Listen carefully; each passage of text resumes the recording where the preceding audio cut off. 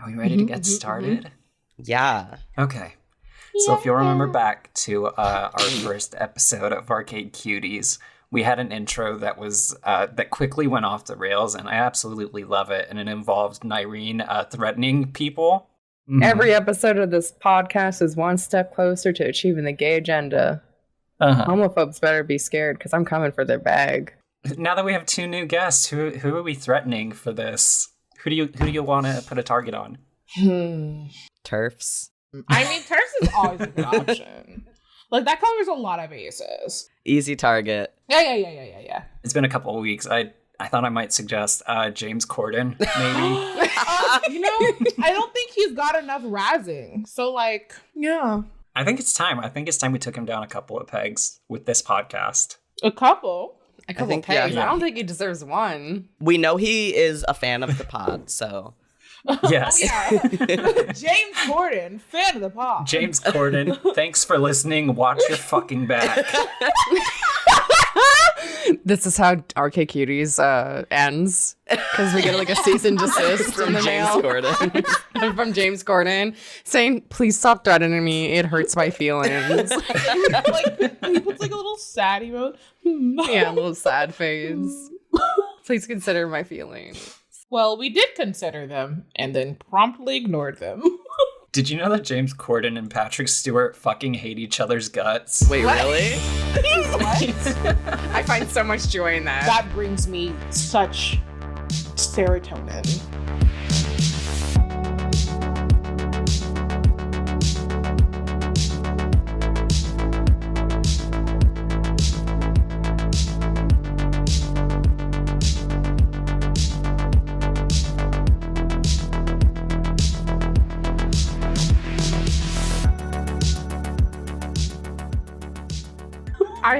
I have something to show everybody. Oh my gosh, show and tell. Mm-hmm. I'm gonna put it in.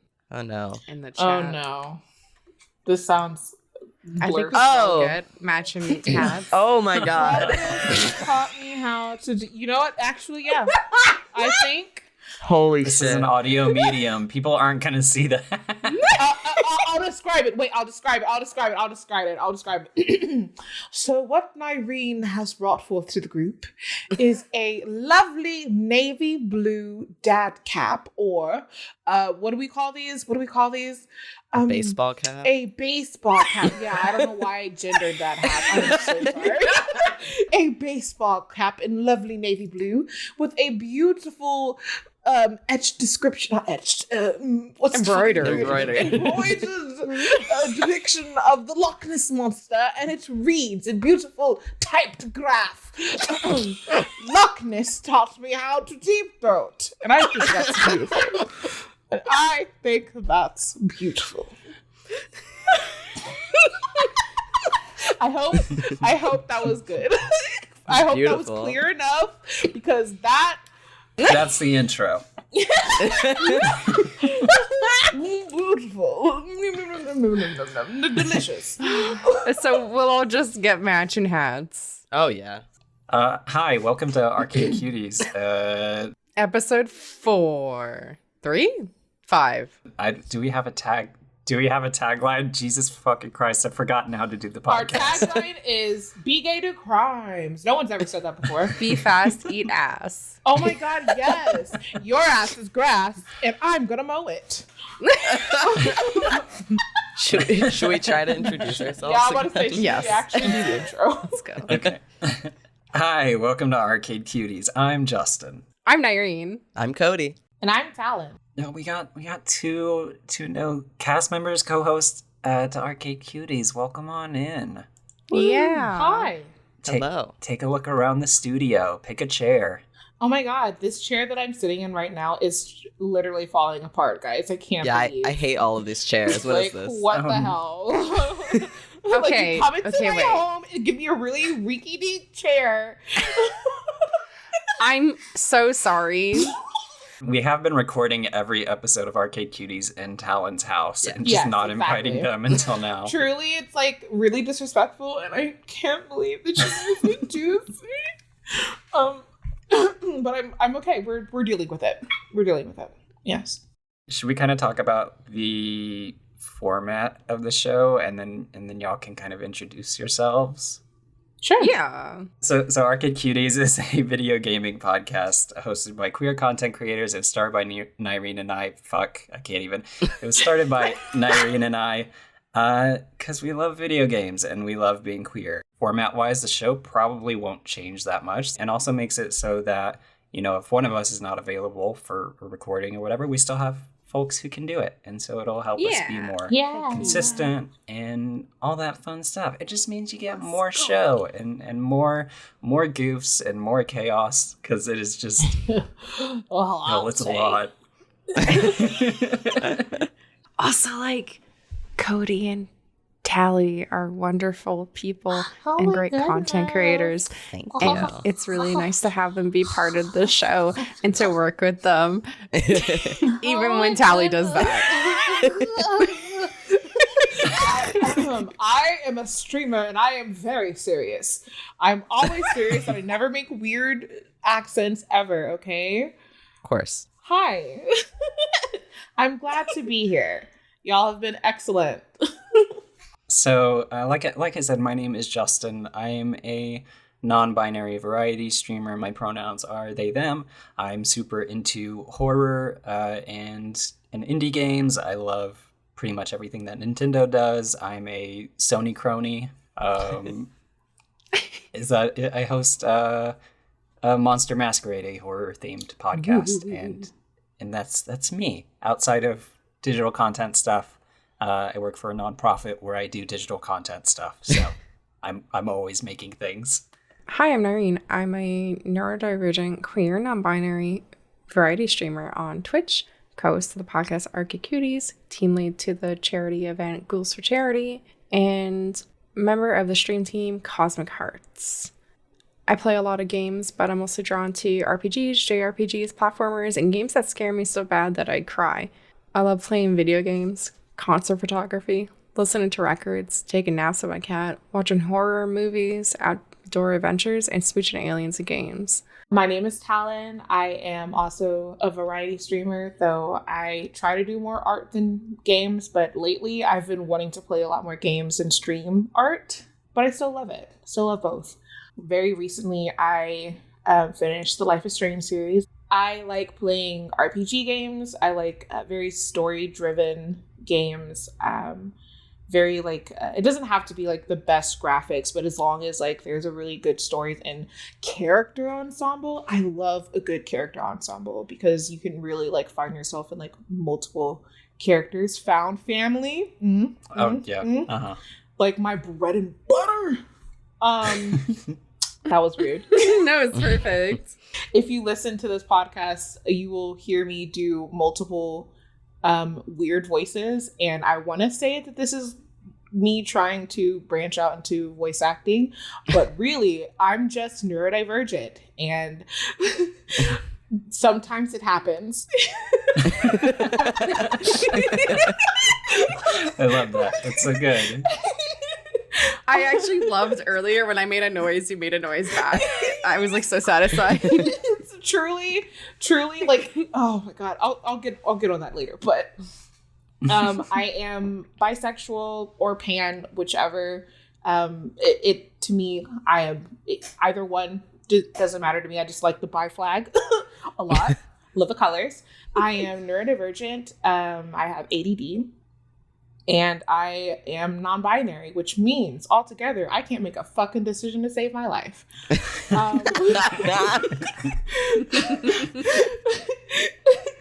Take it away. Okay. Hi, I am Cody Quest or Cody or Sarah. Any of those are good. I use she, her pronouns. And to get into I forgot my fucking pronouns. Sorry.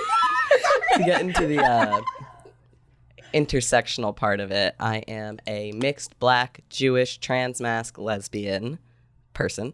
I would say I'm not really a variety streamer as much as my community and I get like super obsessed with an 80 to like 200 hour RPG, and then we just play that obsessively until we beat it kind of streamer.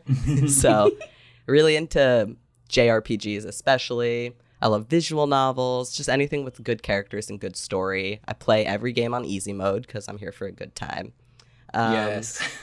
And I'm also a team lead on the Cosmic Hearts Stream Team, which is a charity and diversity and inclusion focused team that Nyrene is also a part of. And it's pretty sick. Yeah. And I have a cat named Bella. That's it. That's rad That's as very fuck. good. Yeah. I know this about Nyrene, and I know this about Cody. Talon, what are your thoughts on Fire Emblem? I have a confession to make. No, Oh no. we can fix you. I have never played Yeah, we can fix a you. single That's solitary Talon. Fire Emblem game. Yes. However, I am interested in playing a Fire Emblem game. Good. Just get the mobile game. I- Just get no, Fire what? Emblem Not Heroes. No. Just, No. No. No, Shut the fuck Jason. up. Don't Shut listen the to fuck them. just an introduction. Stop. Just to get Oh my God, Justin. sometimes they do Don't speak. holiday costumes where characters look super cute. No, stop. stop. Don't listen to them. Stop. Okay. Oh my goodness. What I will say about Fire Emblem is I've been playing them since I was in the 3rd grade. Aw. One of the main character from that one, Lynn, was definitely a reason I'm gay. Oh yes. And Yes. literally my streaming, like my community, my Discord, and like my people, the Cody crew, like is centered around people who originally followed me on Twitter for my Fire Emblem Three Houses fan fiction. Oh my So, god. That was the first game we Fanfiction? streamed together. Fire Emblem is my fucking life. Yeah. Wait, really? I love you so much. I didn't know you did writing. Oh yeah, I want to be an author. I write fantasy and stuff mostly. I love the very gay gas we all fucking let out at that. Can so we like good. talk about that? That was really the most in sync we've ever been. Truly, what the hell? See, we're finding our swing. Like Yeah. like this is good. So I want to know both of like, what's y'all's personal history with video games, or just like, you know, quote unquote queer culture in general. Like, do you remember your first consoles? Like, I want to know literally everything. Okay. I can go. Phone number, I can social talk about it. security, all that good stuff. Talk about Yeah. it. Blood type. What does the key of your apartment look like? You know, like what is the? Take a picture of it and then send it in. Yeah. My first console was a Game Boy Color. From there, I went to the Game Boy Advance. I remember specifically, I had the clear purple one. Like very vividly remember that one. And then we went from Game Boy Color to the Game Boy SP. I had the blue one. I think the Game Boy SP was my favorite, like, It's the feel best. of It's a the best. like it like the square. It just The hand feel. hand feel was just very special. Yeah. And I think that's also like has something to do with like my neurodivergency. Like sometimes like very specific like sounds and feels just very much like tickle my brain like a beautiful way. And I love that. What were some of the first games that you like got super into on your Game Boy systems? Well, I'll start off with Pokemon, because I feel like that's somewhat everyone's like very base game in a sense. For me it was Pokemon. And then I don't remember what other games I had on the Game Boy Color. It was a very like brief period for me. I was very young, and I think I like played it on my cousins or something like that. And then I remember mostly Pokemon, a bit of Mario. One of the very like obscure games that I remember very vividly playing on the SP specifically was Tak and the Power of Juju. Yo. And Oh my gosh. and I don't know why. A game that probably should not have been made. Probably. Yeah. It truly was wild.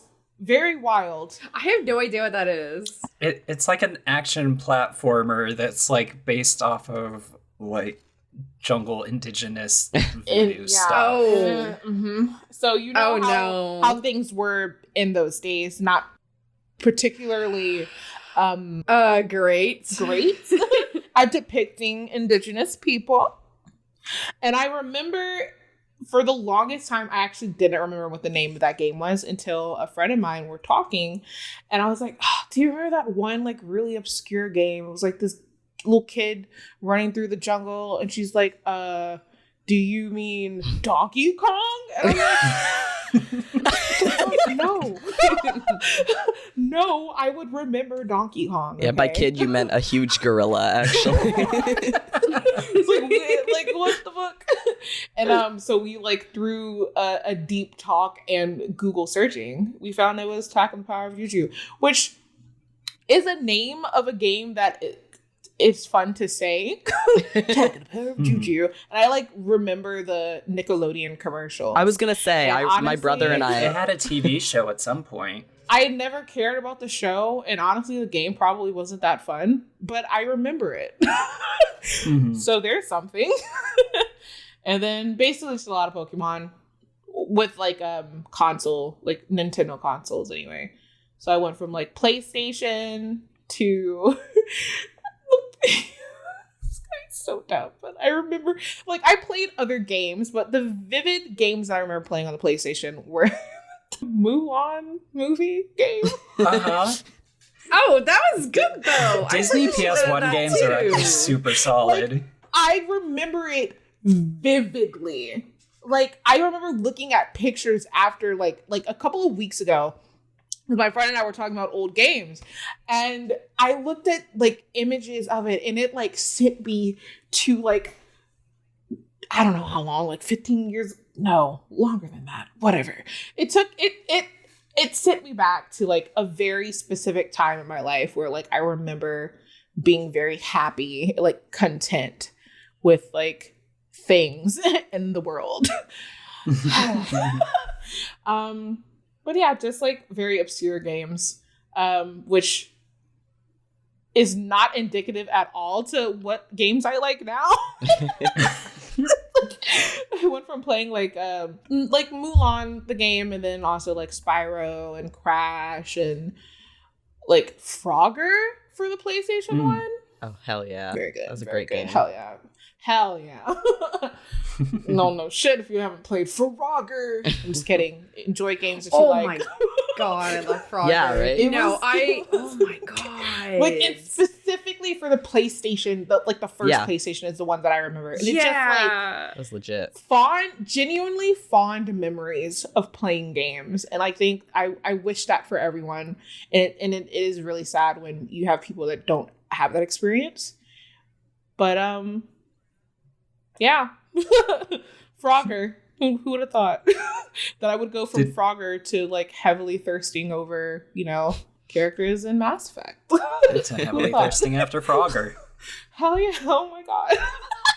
That sexy frog. Hell yeah. Mm-hmm. Who would have thought? Oh, maybe my Frogger was Frogger wink, was oh my god. What is the word for it?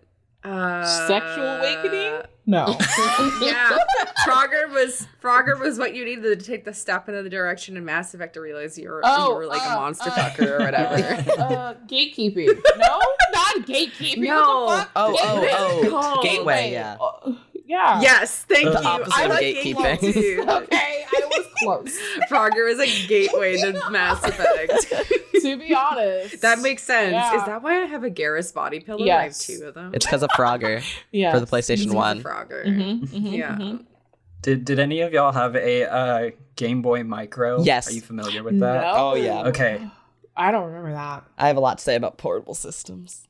Yes, I never had. Go ahead, Justin. I never had an SP because I think they were like a little bit more expensive. I went from Game Boy Advance to Game Boy Micro, which I'm gonna drop a picture of. Oh. It's super tiny. Oh, it's so cute. I've never seen that. I think I missed that. You could switch out the faceplates. Yeah, you could switch out the faceplates. I had one that had like it was like blue flames or something, and I thought it was the coolest thing because you could just pop it out and swap it. It was badass. It's super, super tiny, but it was also backlit. micro. So I went from using the Game Boy Advance with like the plug-in light to this, and I still regret selling it. Oh, you sold it? Yeah, because Probably you is get worth, to like too much money now. Yeah, looking at eBay, it's like $200. But you get to like 11 or 12, and you're in a GameStop, and you're like, oh, I really want this game that I'll probably play for forever, and then you. Yeah. I regret some games that my brother and I sold in the past, like Fire Emblem Path of Radiance, which my brother sold it when we were younger, and now it's worth hundreds of dollars, and you can't get it, and I want to play it again so bad. Damn. So much. Not that I would ever emulate it on my PC or anything. Never. No way. I would never emulate and then stream that. That would be ridiculous. What? No, never. I definitely regret selling a few games when I was younger. When I was around 16, there was like this whole like trend for those stupid fucking American Apparel shirts that had like the uppercase and the lowercase letter. I don't know if that happened over there, but it was like a thing at my school where everybody wanted that shirt. And I was like, I'm going to sell a couple video games so I can buy one of those shirts. And yeah, because like, I don't know. I thought they were kind of cool or whatever. I was like 16 or 15, right? Fucking idiot. I was not thinking. I sold Tenchu Z, and I regret selling that game because I love Tenchu, and I cannot find it anywhere. And I also sold, I had Harvest Moon, Friends of Mineral Town. Oh, you sold that? Oh, regret. Oh. The regret. Yeah, they're gone. They're somewhere. Someone's enjoying them, and it's not me. Hopefully. Or they're in a game store, like, and no one's gonna buy it because they're like saying, "Oh, $400 for a fucking old video game." I want to know your thoughts on handheld consoles now, Cody. Yeah, I love them so much. Well, just like Talon, my first console was a Game Boy Color. My parents got me the pink one for my 5th birthday. And I was so fucking excited. Because my brother's 2 years older than me, and he's a big part of my like video game life because he was playing them. Like he had a Game Boy Color before I had one, and he'd play Pokemon Yellow and Gold and Silver on it, and I wanted them so bad. But portable systems, man, I'm like looking behind me, and I can kind of see some of my like video game stuff, and I like got really into like collecting, not like as a collector, like to use them and have them, but like collecting portable systems because I just like I don't know, they've got like my favorite games and they're so nice, and especially when you're like a teenager, and I'm from New York, so I'd go to school on the subway every day, so they're like I'd commute and play video games. But I have Game Boy Color, Game Boy Pocket, Game Boy Advance, 2 Game Boy Advance SPs, Game Boy Micro. Ooh. I used to have a DS, but it snapped in half, as everyone's did, I think, eventually. Oh, no. Damn. Just gamed too hard. I gamed way too hard, man. Original DS, 3DS, 3DS XL, new 2DS XL, 2DS, new 3DS XL. You went through all PSP, the slightly upgraded PSP, the PSP Go, PS Vita, basically everything but the DSi, because I thought the DSi was kind of whatever. But I don't know what my thing is with. Oh, obviously a Switch. Yeah. I also have the Wii U, which is not portable, but I do have a Wii U for some reason. If you were determined enough, it could be portable. What's your favorite portable? My favorite, I think it's a tie between, I love the SP. Also, like, I think I played like so hard on my Game Boy Advance SP because Game Boy Advance games are the shit, and I was just like playing so many video games when I was that age because I didn't have like responsibilities. The SP is just, it holds a special place in my heart. It's so good, man. I love it. I love it. I actually have 2 because I bought like a refurbished one a few years ago, and now they're like absurdly expensive, of course, for what they are. But then also the 3DS. That's just got a great library, man. I could play 3DS games for the rest of my life. The 3DS was the first console I ever bought myself. Oh, nice. Actually. Like myself, best. Like fully on my own dime. Like no allowance money or like Christmas money or anything That's like special. that. It was fully like, yeah, truly. I still have it. I'll probably never sell it because that's like I don't play much on it anymore because I have my Switch. But yeah, that's like the memory. Yeah, no, it's the best. I have so many different 3DSs, and I love playing on all of them. Because it sounded like you were the type that would like get the next upgrade for handhelds. You know, did you go anytime there was like, here's the Pokemon 3DS, here's the Zelda one, did you go that route too and like collect the variants? Yeah, not when I was in like high school and just like, would like, save up my allowance / lunch money for like months and months and stuff and then get a new one.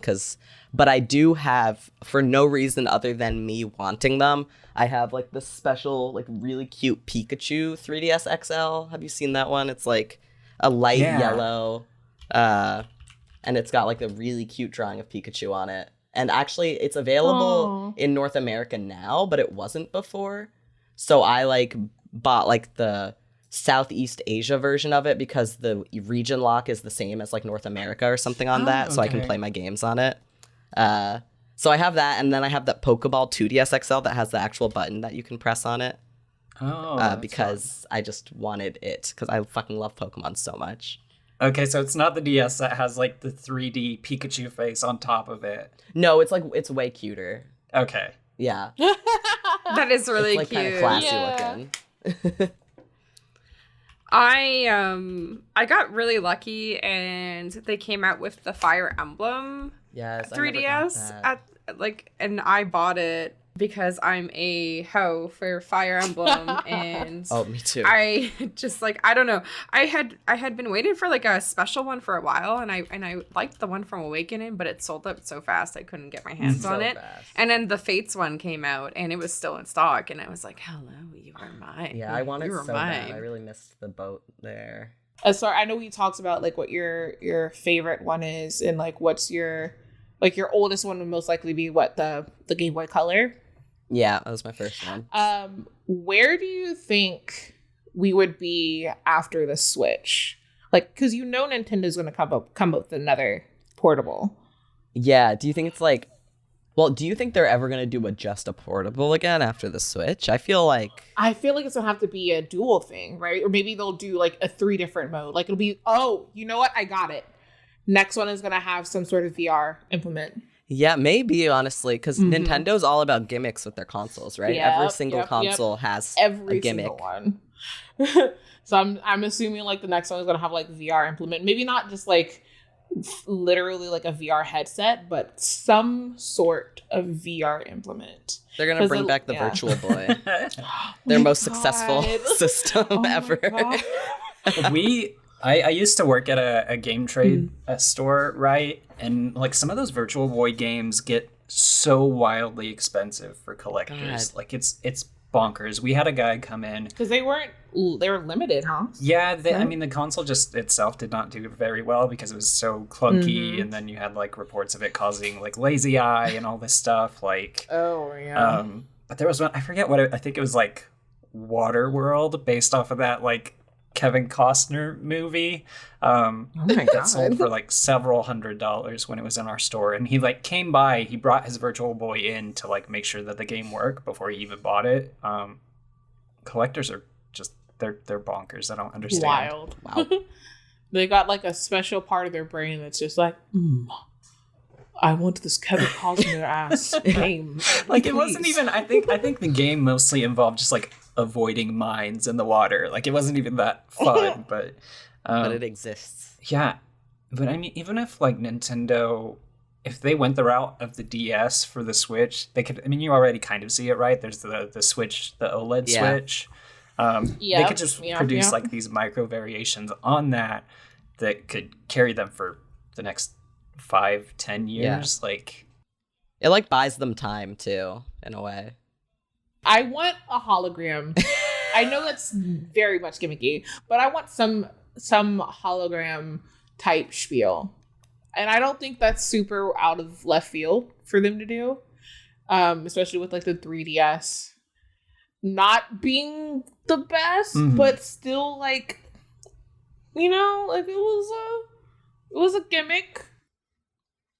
Oh, I mean, I haven't turned the 3D on any of my 3DSs for like 10 years, it's the worst. Yeah, it wasn't the greatest. I remember playing it with Pokemon, like the 3DS aspect of like I remember when they introduced like Flareon. No, not Flareon. What is Sylveon. the fairy Sylveon. one? Sylveon, yeah, Sylveon. And like you have to like give them love for the Eevee to evolve into Sylveon and however. So like you have to like 3D pet them. Oh yeah. Give them cakes. So, like there are some implements like that. Yeah. So I am really interested to see where they go from here, especially with the Stream Deck. That's what I was, the Steam Deck, right? I cannot wait for that thing. I want one. I want it so bad. I'm so happy it got pushed back to February because I have no money.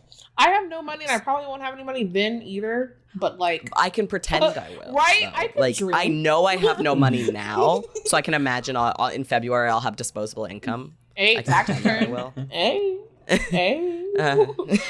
maybe. I'm so glad that they're getting competition, because with competition, and especially with companies like this, you're gonna get some like new features that you haven't seen before, because you're gonna have to. You can't keep going with your old things, because there'll be another company that's going to do something different. And it doesn't even have to be better. It just has to be different for people to be like, oh, you could play PC games on this portable game. Yeah, because Nintendo's got the market on portable for a while they've now. had it for like Sony tried, PSP but it didn't tried. really... Yeah, they tried. Here's my opinion on the PSP. As a fan of the PSP, I and the Go and the Vita and like all that, is I think it would have been more successful if Sony had been less scared of giving us all of the like JRPGs and anime games and shit. Oh the my library God, in Japan is so much more impressive than here. We just got like the sports and racing games, and it made the PSP like a complete like, it had the worst library. But then when you look at all the region lock stuff to Japan, they had like some banger games that if they just tried to port them here and seen if they'd be successful, I think they would have done like a little better. I don't know. I never had the PSP, but my sister did. She's like 11 years younger than me almost. And I remember 2 games specifically that were wildly different from each other that she had on her PSP. She had Fat Princess Rules the World or something like that. Game. Yeah, it was very fun. But she also had this tennis game. Yep. It's like wildly different. And I remember hearing that like the market for the PSP did so well in Japan, but not that great in the States. And it's like, well, not just States, but like anywhere else other than Japan. And they really could have gone like well and beyond with it. But yeah, it's like a Western sensibilities is, do they want a anime titty game? And it's like, yes, we do, actually. No, they don't. Please. Never. Football. I mean, Tell me why I pictured an anime titty game, but it's American. That sounds spectacular. like a fantasy football game, but everybody's just wearing like just a jockstrap and there's just like titties. Oh my God, no, a literal fantasy football game. Yeah. Oh my God. I'm talking orcs. I'm talking elves. I'm talking fucking tieflings. That would playing be American incredible. football, and it's literally just titled fantasy football. Oh my I God. would be 100% on board. 100% on board. I feel like honestly now, if the PS Vita had released like now, it probably would have been done like so much better. Absolutely. Especially given that we are in a pandemic. Handheld games in a pandemic. Like the push to digital like exclusives, right? Like, because that was kind of the sucky thing about the PSP too. Is just the discs were super clunky, and so the Vita. Yeah, that was the fun thing about the Go, was it had no discs. It was all digital. Yeah. But that was kind of ahead of its time. I like the mini discs of the PSP, I'll be honest. They're very neat. The small size just kind of like, but definitely like a hazard, I guess, compared to having like a cartridge. They were kind of silly. Yeah. It was a gimmick, but it was a little cool. Disc. I played the shit out of the God of War PSP game and desperately wanted Kingdom Hearts on the PSP. Oh my God. Did you ever play Crisis Core? I didn't. I've heard of it, but I great. haven't gotten into that one. It's great. Kingdom Hearts adjacent since it's Final Fantasy. Speaking of Final Fantasy, this has nothing to do with portable games, but do you want to continue talking about portable? I was gonna talk about some Final Fantasy. This is about Endwalker. I was gonna say, Tally, what are you doing here? I just realized that the new campaign for Tally's actually been gaming this whole time. Been multitasking. That's why I've been so smooth brain, because I've literally been doing two things at once. if you listen closely, that's totally not. If you listen closely, you can hear me clicking, trying to save my tanks. You can hear the fan blades of Tally's computer as it struggles to record and play Final Fantasy at the same time. Struggling. Oh my well, god. Tally, as someone who briefly played 14 and played a tank, thank you for existing. Healers are the shit. You're so welcome. And I want to go on the record and say I love playing healer. However, I am new to it in the sense of, like, with RPGs, I've always really done like a DPS route. Oh, same. Because I love doing damage and like being good. like little fleety, little everywhere type person. And with Final Fantasy, it's my first, Final Fantasy 14 specifically, obviously, is my first MMO that I like went ham on, because I've played other MMOs. I think the first one I ever played was Blade and Soul. No, Oh, wow. actually, the first one I ever played was Terra. Terra. Oh my gosh. Online, and then Blade and Soul, and then Black Desert. And like with those, Black Desert, oh my god. Yeah, I know. MMOs are only as fun as it is playing with other people, I feel like. Yes. That's where they Fucking really shine. And Webkins. for me, Webkins is the best MMO. say webkins.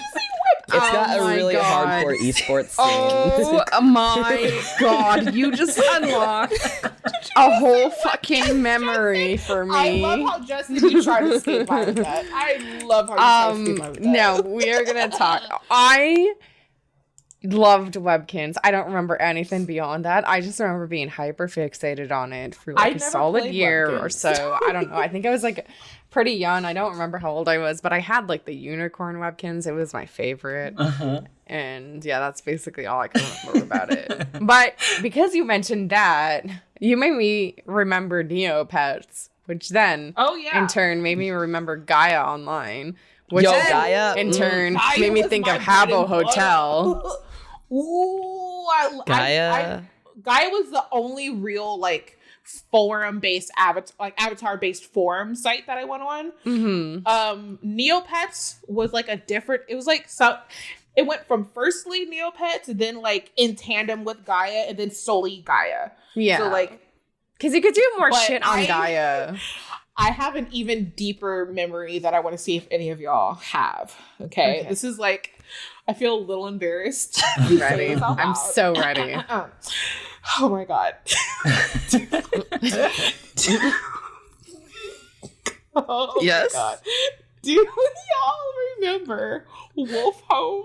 Oh my god. No. Oh my god. Wait, you that is- furry. You. You know what that is. The thing is, I'm not a furry. I've seen- which is wild to me. I've seen which is YouTube wild deep to dives me. on the platform. I've never played it, but I know the name. I have no idea It's what that is. wild to me that I'm not a furry, given like me being on that fucking site. Like truly, that's the biggest mystery. The biggest mystery.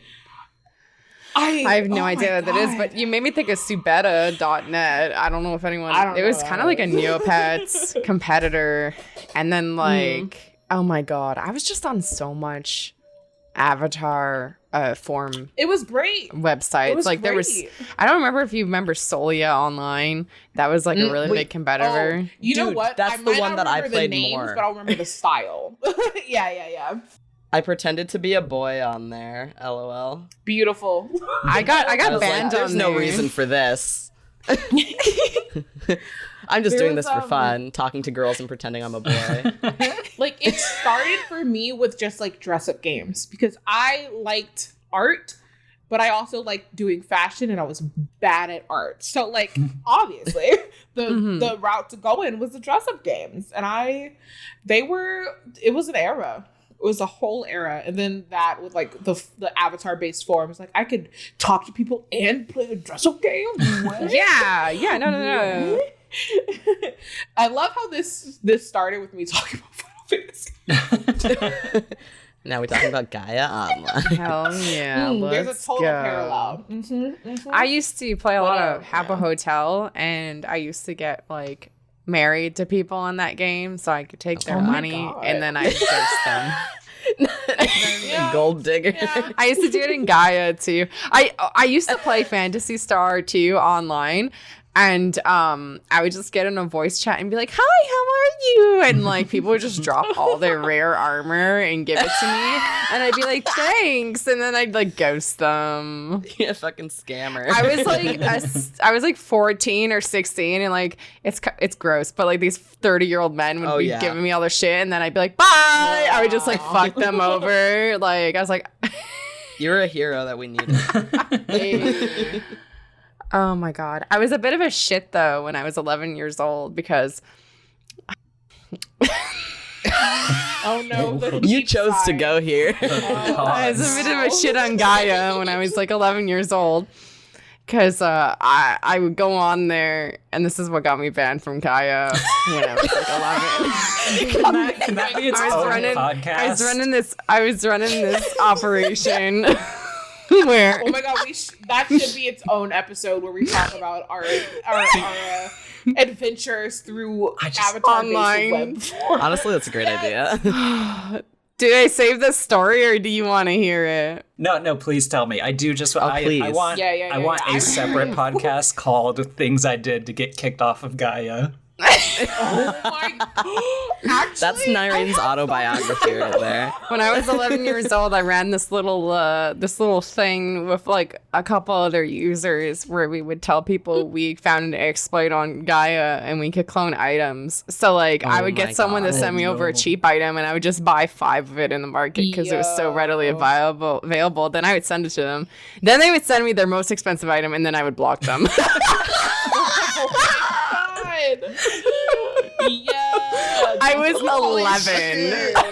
I was 11. Oh my god. And then like I don't know, I guess they trace your IP because they banned like my main account. Oh my gosh. You're probably the reason why they had to start tracing. I still maybe I don't know. I was 11. I actually have oh my god. I actually don't know if I could find my old Gaia Online account. Oh, I have mine. But it's banned, so I can't change my bio. But it was like literally like a copy pasta. It was basically like me being an insecure. Like I think I was actually, no, that's a different account. I have another account where I was like 14, 15 on it.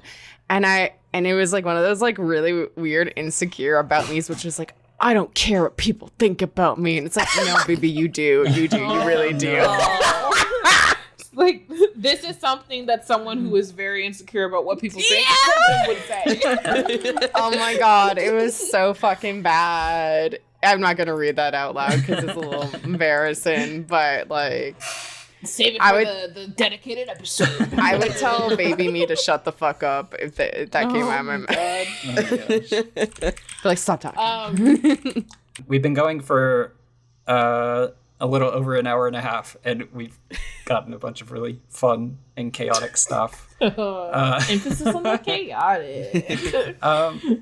So yeah, I think when did y'all start streaming? What got you into it? Were you like some of the folks that hopped on due to being home from the pandemic too, or? To be honest, I built my computer in February.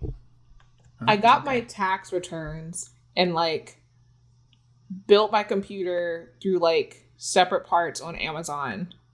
I got it and I built it in February. This was pre-pandemic, actually. Pre-pandemic. I didn't know the shitstorm we had coming. Because I planned on streaming either way because I wanted to stream art. And like I modded for a really good friend of mine, Miori, and she was like my first like art streamer that I like really like kept in touch with, like, and consistently watched. And she inspired me to stream my own art. And so I was like, I don't really know what I want to do. And so I just bit the bullet, bought my shit, tax returns that just came in. And it took me like a month afterwards to kind of like work up the courage and get used to my computer, because this is the like beforehand I was on a single shitty laptop.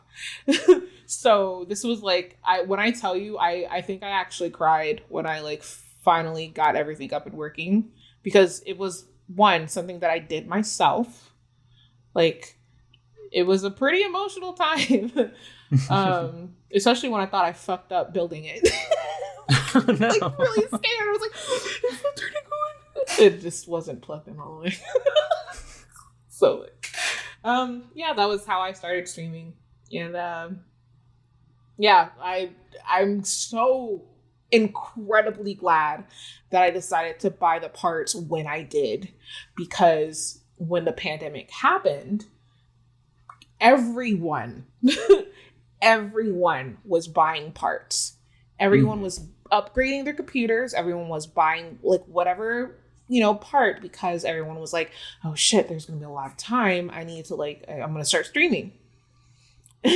So everyone and their mothers was doing it. Yeah. And that was around the time that I first started streaming. And I'm so glad I did. And I met a lot of really cool people. And I'm so glad. That's like, it's great. Are you wanting to get into, because I know you have it, are you wanting to get into full-time like VTubing, because you have that model?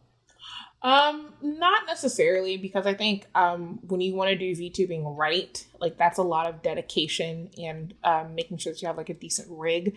I'm more so okay with having my face on, but I just want to have like something that I can fall back to when I don't want to show my face. Something like very basic, or like there's a middle ground. So there's like the 2 framed like speak activated thing that I have currently, and then there's like VTubing, and then I recently found a program through another streamer that is like right in the middle.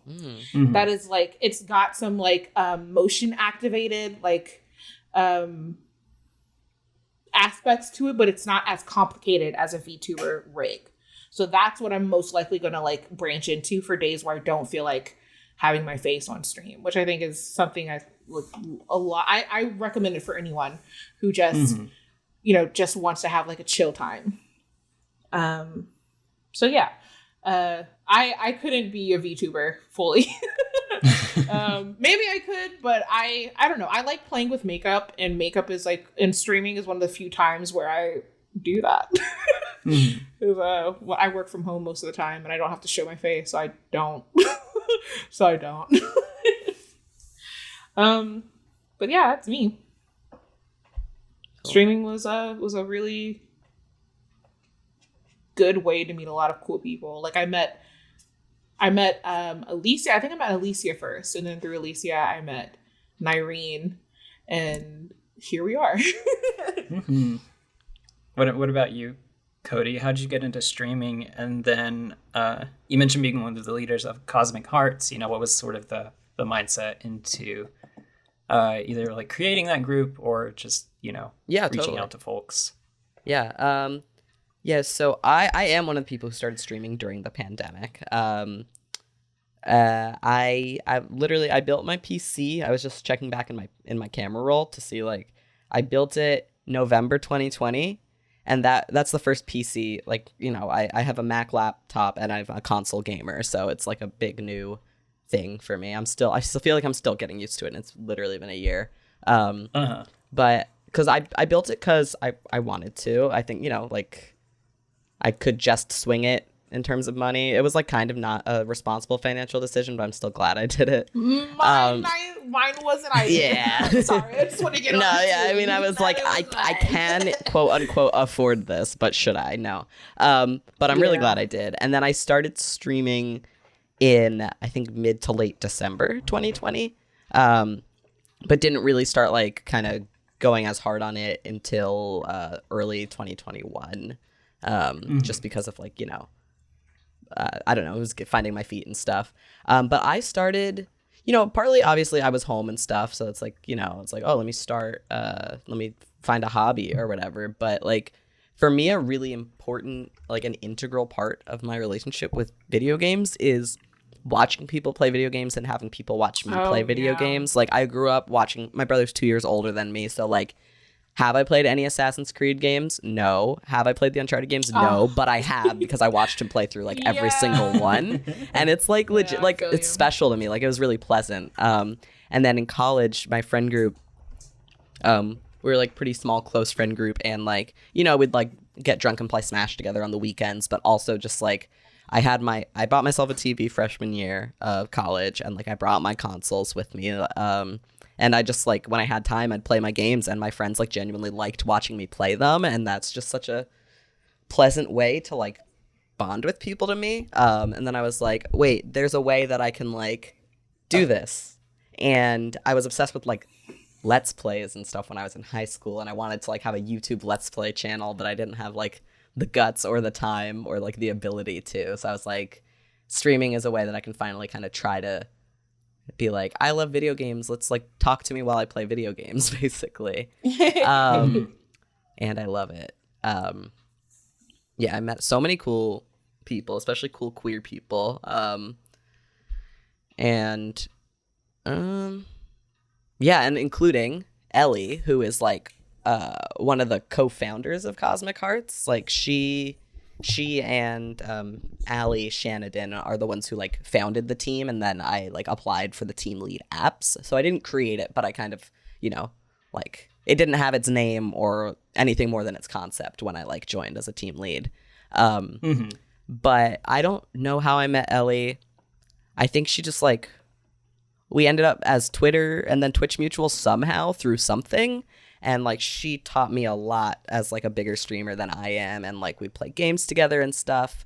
So then when she was creating this team, she like reached out to like people she knew, like, I want you to apply for team lead. It doesn't mean you'll get it, but like, because it's like responsible, I think, to tell people whose voices like you'd want, who you feel like might not do applications on their own. Do you know what I mean?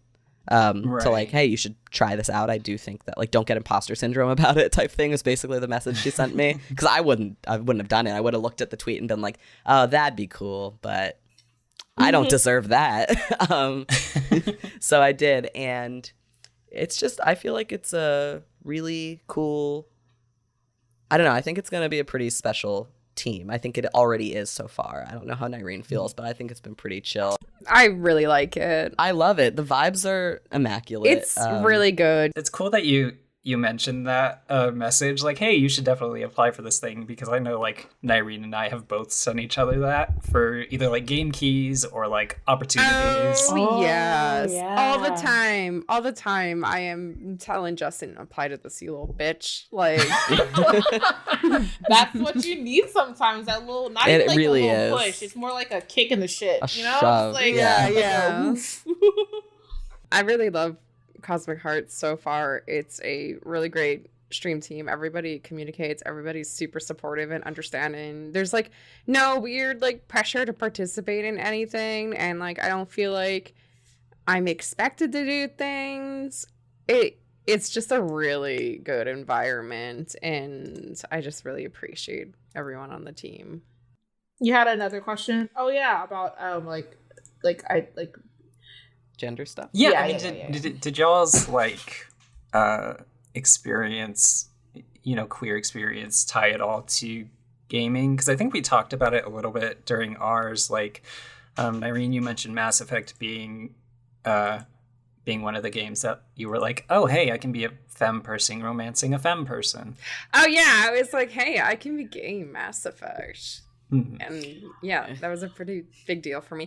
Although I will say that I gave that some thought, and I realized that when I was like 14, I used to make my Sims have sex with woohoo with each other of the same like gender or whatever, and yeah, so maybe that was some inclination that I was a little gay. I might have been younger. I might have been younger. My parents bought me so many games without realizing what was actually in them. Well, see, That's legit. See, like, there are a lot of games, especially when you get to like create your own character or whatever, where I pretty much will always play as the femme person, like 100%. in Pokemon and you know, other Fire Emblem. Like, why would you not pick that version of Byleth? Because wow.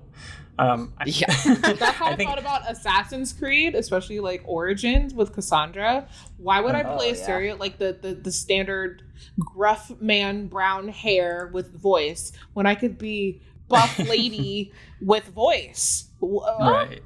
Yeah. So like, did y'all ever have experiences like that, or did you like inadvertently find, you know, other gamers who were queer and were like, hey, this is a cool space?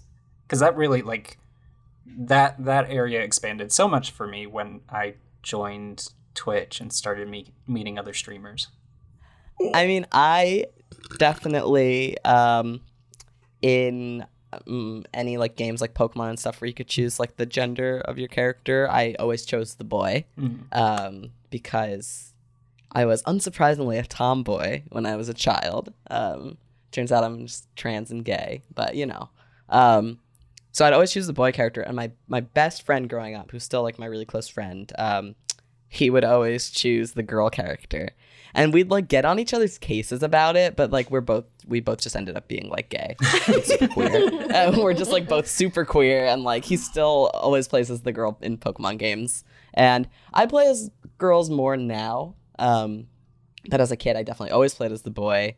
I will say I play as male characters in games when there's not any like lesbian romance options, if they're games with romance. And like I'd rather play a dude and date a female character than the other way around.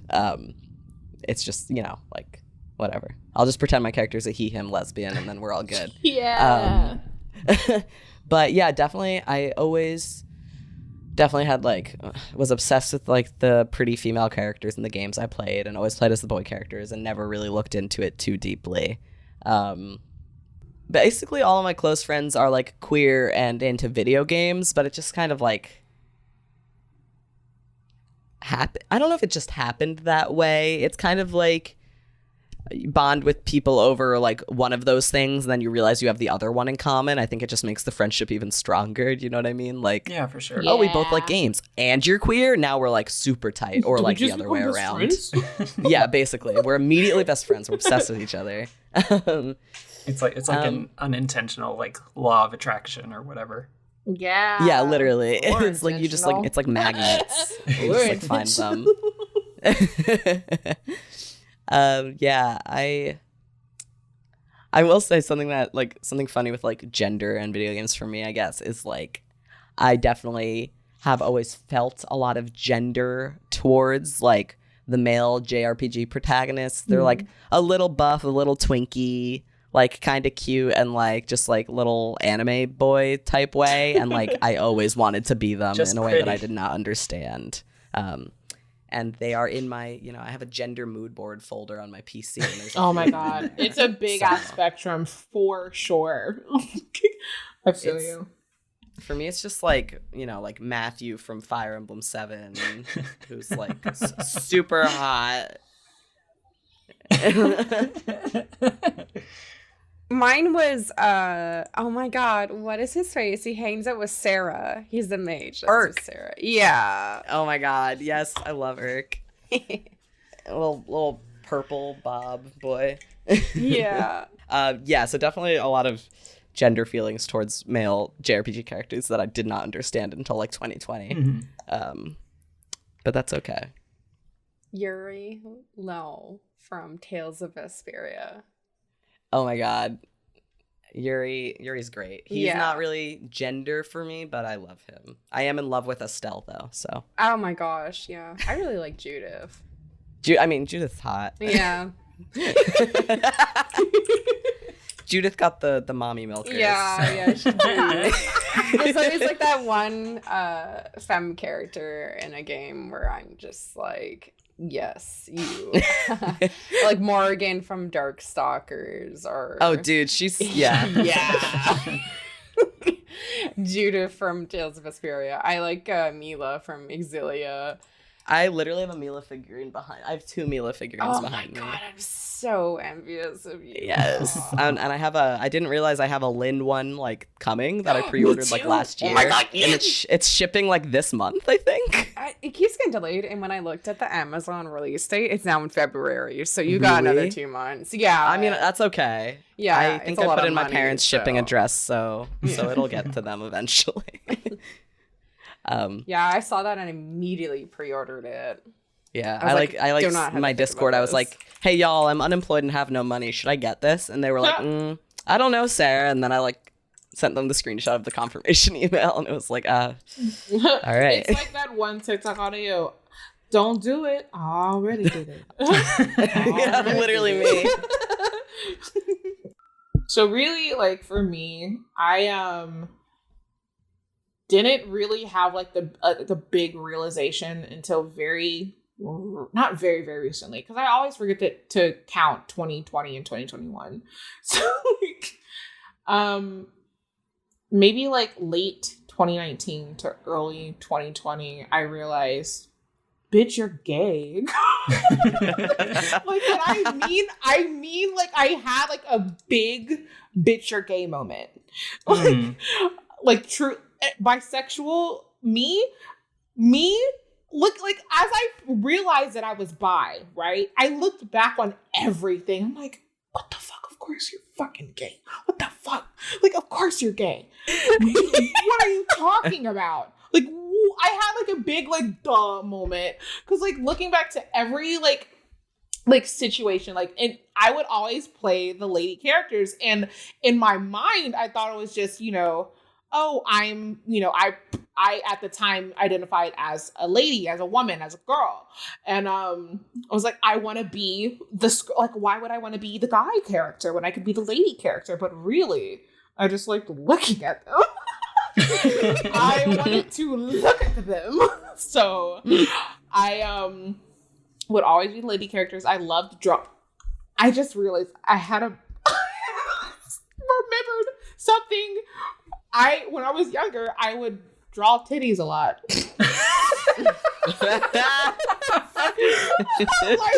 I would dead ass with my entire chest draw titties. And how did I not know that I was a little LGBT? Like, how did I not know? How did I not know? You drew titties, girl. You drew titties. Like, whole ass titties.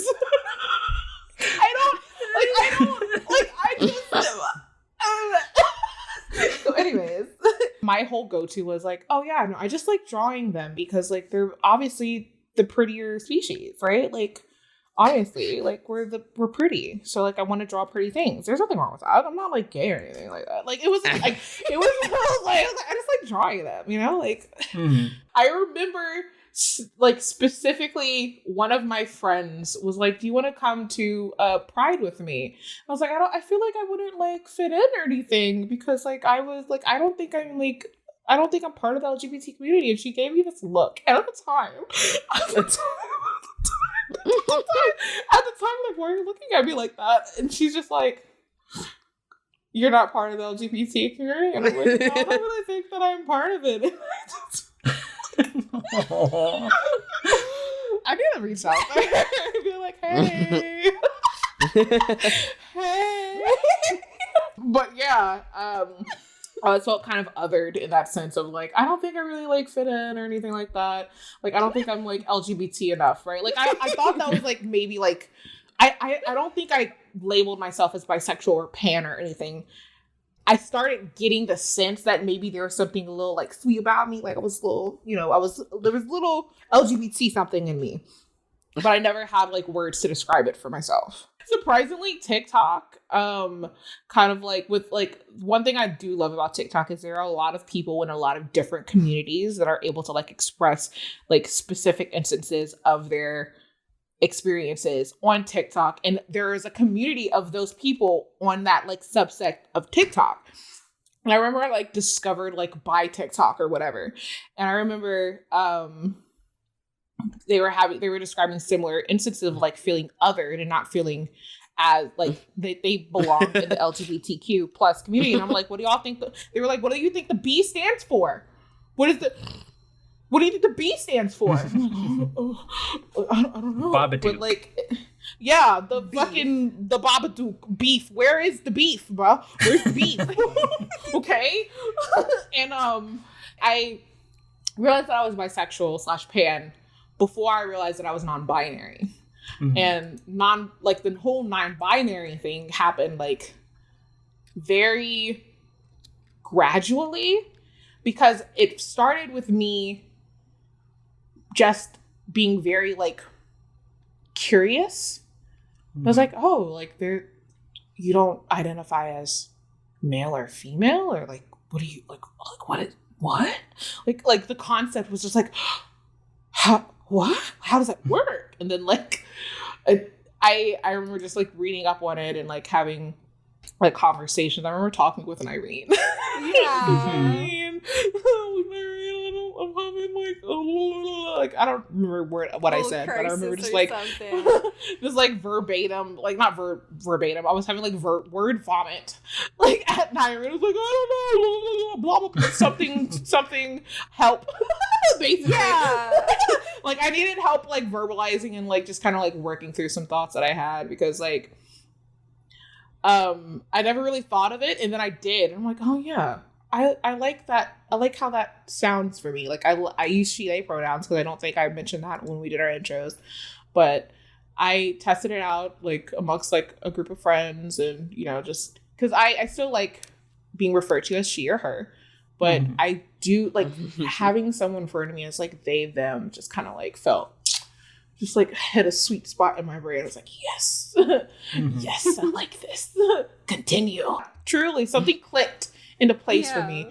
And like, I know I said this earlier, but thinking back on the fact that I am non-binary, bisexual, and neurodivergent, and I said this jokingly, but truly can't make a fucking decision to save my life. And like, there are so many things that like ended up making sense when I like realized all of this, like all of these like different parts that like literally, I know it's kind of cliche to say, but it felt like puzzle pieces being like put into place. And to tie it all back to like video games and everything, I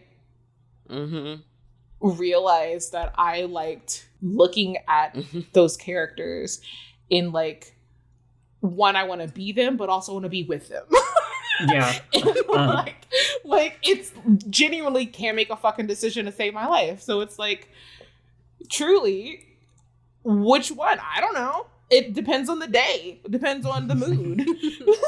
So like my like spectrum of like of gender fluidity is like, I want to be the like the gritty like buff lady friend, but also be the like very like quiet nerdy glasses wearing guy.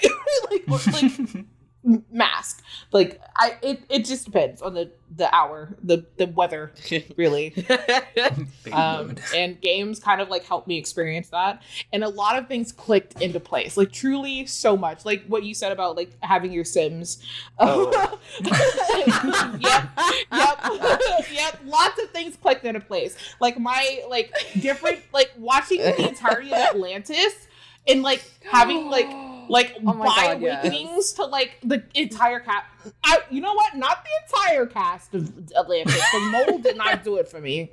Mold did not do it for me. Okay, I was not into it then and now. But like Atlantis, like so hot. Oh my god! Another big bi awakening was Dragon Age 2.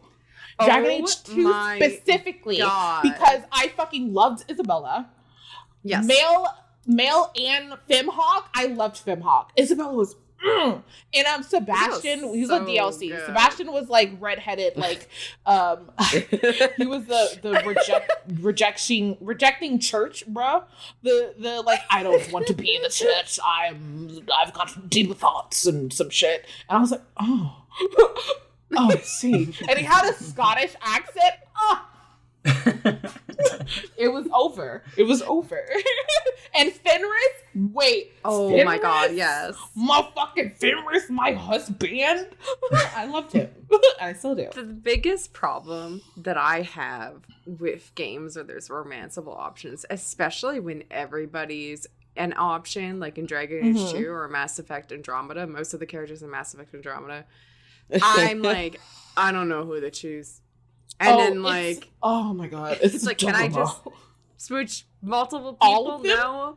Okay, well, I guess I'm gonna play this game 7 times. Truly, oh my god, yes. If I really like a game and the characters enough, I will play that bitch 20 fucking times just to get all the endings. I will get it. I will pull up a guide. I will get the best options. I won't fuck it up. And I will romance them all.